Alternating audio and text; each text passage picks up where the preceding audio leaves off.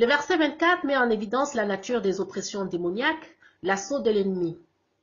Il est écrit, « Ils viennent contre toi avec des armes, des chars, de grands trains et une foule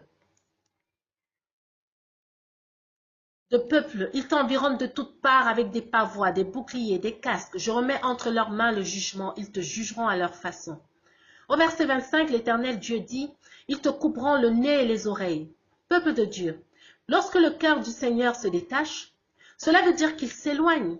Si le Seigneur s'éloigne, cela signifie que l'on est privé de sa lumière.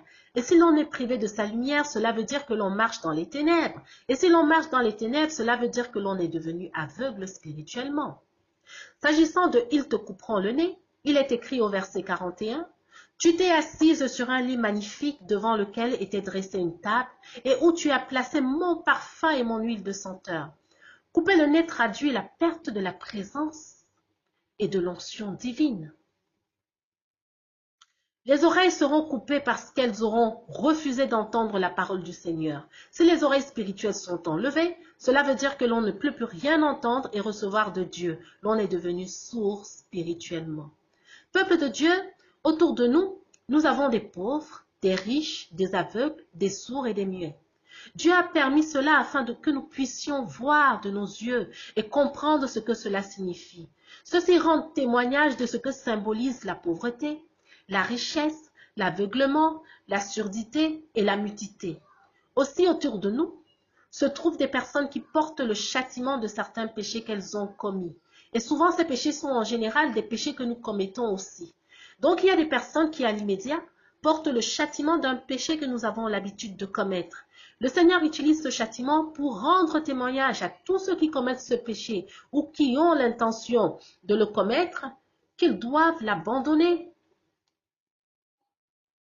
Bien souvent, nous avons l'habitude d'ignorer le châtiment des autres et demeurons dans le péché.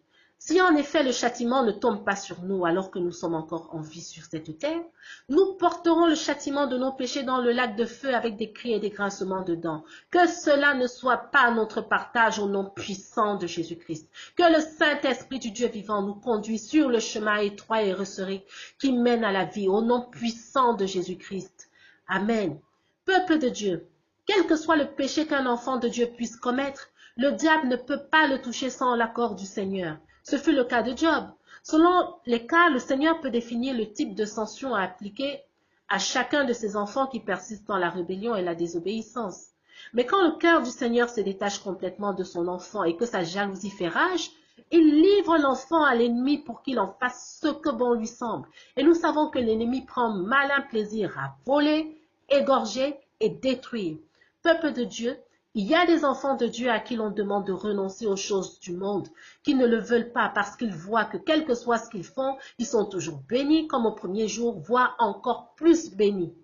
Au travers de ceci, nous comprenons qu'en général, les sœurs qui sont alliées à Christ en premier, mais qui n'ont pas compris qu'elles marchent sur des voies de perdition, encouragent celles qui donnent nouvellement leur vie à Jésus-Christ à séjourner en enfer pour l'éternité, parce qu'elles véhiculent un évangile pollué, un évangile charnel, un évangile renversé. C'est la raison pour laquelle nous devons tous nous limiter à ce qui est écrit dans la parole de Dieu et demander au Saint-Esprit de nous aider à mettre en pratique la parole telle qu'elle est écrite selon la volonté de Dieu.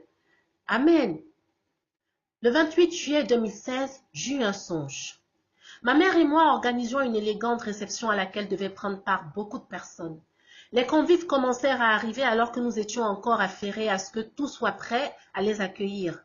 Une fois que tout était prêt, il fut demandé aux convives d'aller se tenir dans l'espace près de la piscine car ce fut à cet endroit à ciel ouvert que la réception dut avoir lieu, les tables étant dressées. La piscine en question n'était pas une piscine en terre, c'était une immense piscine posée au sol. Les convives furent ravis de devoir s'y rendre et une fois y être arrivés, ils furent heureux de s'y trouver. C'est de loin que je les observais. Une fois que je fus arrivé près d'eux, je constatai que quelques-uns eurent pris la liberté d'aller dans la piscine pour s'y baigner. Pourtant, personne n'aurait dû toucher l'eau de la piscine, et encore moins aller dans la piscine. Ceux qui étaient allés dans la piscine s'y amusaient, faisant des galipettes, agitant l'eau, jusqu'à ce qu'au bout d'un moment, à ma grande surprise, je vis la piscine se renverser. C'est ainsi que je réalisai que nous fûmes Nous ne fûmes plus dans un espace à ciel ouvert. Je vis à présent que la piscine se trouvait comme dans une salle immense dont le carrelage et les murs furent blancs. Dans ce nouvel environnement, je ne vis plus l'ensemble des convicts, mais surtout ceux qui furent entraînés lors du renversement de la piscine. Afin d'éviter que tous les convives ne furent engloutis par cette eau, je me mis à courir à toute vitesse de salle en salle, ouvrant la porte de sortie de chaque salle pour laisser l'eau s'échapper. Pour plus d'explications, au fond de chaque salle où nous nous trouvions avec la piscine, il y avait une porte blanche que je courus ouvrir. Et j'entrai directement dans une salle identique, totalement vide pour ouvrir la porte. Ainsi de suite.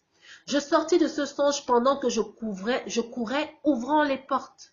Peuple de Dieu, la différence entre l'eau d'une mer, l'eau d'un fleuve, l'eau d'un lac, l'eau d'une rivière et l'eau d'une piscine, c'est que l'eau d'une piscine est une eau gardée, une eau mise à part pour un besoin particulier. C'est une eau précieuse qui doit rester propre et saine. La particularité d'une eau gardée est telle que soit on n'y touche pas, soit on y touche avec beaucoup d'attention. Il a été demandé aux convives, aux appelés, de se tenir près de la piscine, près de l'eau gardée. Cette eau gardée qui est ici le symbole de la parole de Dieu. Et la parole de Dieu, c'est Jésus-Christ. Quelques-uns des convives, pour satisfaire au désir de leur chair, ont pris la liberté de toucher à l'eau gardée, à la parole de Dieu. En entrant dans la piscine, les convives ont souillé, transformé l'eau gardée, la parole de Dieu. C'est la raison pour laquelle nous est souvent présenté de faux Jésus. Ils y ont pris tellement de liberté, tellement d'aise, qu'ils ont fini par renverser l'eau de la piscine, renverser la parole de Dieu. Cette eau souillée était sur le point de les engloutir. C'est alors que je courus pour ouvrir les portes qui allaient permettre que cette eau souillée soit évacuée, afin que ces appelés-là soient sauvés. Je ne fus qu'un instrument que Dieu utilisa pour les sauver. Gloire à Dieu. Peuple de Dieu, nous devons avoir à l'esprit que l'ennemi est à l'affût du moindre péché nous concernant et qu'il présente toujours un dossier d'accusation devant le trône de Dieu. Cependant, il existe un délai entre le jour où le dossier d'accusation est déposé et le jour du jugement. En attendant le jour du jugement, l'enfant de Dieu continue sa vie de débauche sans s'inquiéter de rien.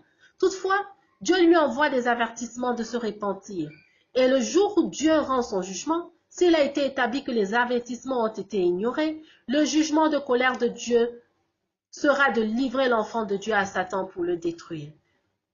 Peuple de Dieu, lorsque j'étais étudiante en master, j'avais une charge de travail trop importante et j'effectuais un job à côté. Je souhaitais pouvoir laisser ce job. Un jour, j'arrivais au travail et je trouvais qu'une responsable m'avait laissé un mot où elle me disait de déposer les clés de l'agence sans explication. Lorsque je lus le mot pour la première fois, je compris qu'il s'agissait de laisser les clés sur son bureau. Mais après relecture, peut-être à cause de la fatigue, je me dis non, je suis en train de mal comprendre. Et par la suite, c'est comme si je n'avais jamais lu ce mot-là. Après quelque temps, je reçus un courrier à l'intérieur duquel la directrice de secteur m'adressait une lettre qui me disait de remettre toutes les clés car cela était une décision que la direction générale de l'entreprise imposait à tous ses prestataires de services. C'est donc à ce moment-là que je réalisais que j'avais bien lu et compris la première fois. Seulement, j'avais voulu l'ignorer. C'est ainsi que se comportent beaucoup d'enfants de Dieu à l'égard de ces avertissements. Tant que la lettre de jugement de Dieu ne leur parvient pas, ils ne font rien, ils ne reviennent pas de leur mauvaise voie. Pourtant, la lettre de jugement de Dieu est fatale, elle met fin à toute chose. Il existe au milieu de nous des histoires d'enfants jadis, enfants de Dieu qui ont péri par le feu et leurs biens matériels aussi. Nous ne pouvons pas voir des enfants de Dieu devenus finalement enfants du diable, vivant dans la fornication, avec des enfants fruits de la fornication alignés, avec peut-être aussi des avortements dans la foulée, soit par l'évacuation volontaire du fœtus, soit par l'usage de moyens de contraception, notamment pilules, stérilets et autres, se livrant à l'idolâtrie en tout genre, périr et surtout périr par le feu, tout en pensant que cet enfant était en Christ. Christ s'était retiré depuis fort longtemps. Il est important de souligner que dans le monde spirituel, l'âge de la maturité spirituelle est de 20 ans, c'est-à-dire que Dieu considère qu'un enfant est responsable de tous les actes qu'il pose à partir de l'âge de 20 ans. Donc, au-dessous de 20 ans, les enfants sont sous la couverture spirituelle de leurs parents biologiques. En effet, il est écrit dans Nombre chapitre 1 verset 3, « Depuis l'âge de 20 ans et au-dessus, tous ceux d'Israël en état de porter les armes, vous en ferez le dénombrement selon leur division, toi et Aaron. » Ce sont des enfants mûrs qui vont en principe à la guerre. Si nos intérêts sont réellement ceux de Dieu, nous devons pouvoir mettre de côté notre honneur, notre honte et nous servir des témoignages édifiants dans nos propres maisons pour amener des personnes à abandonner la vie d'impudicité et d'idolâtrie, communément appelée débauche.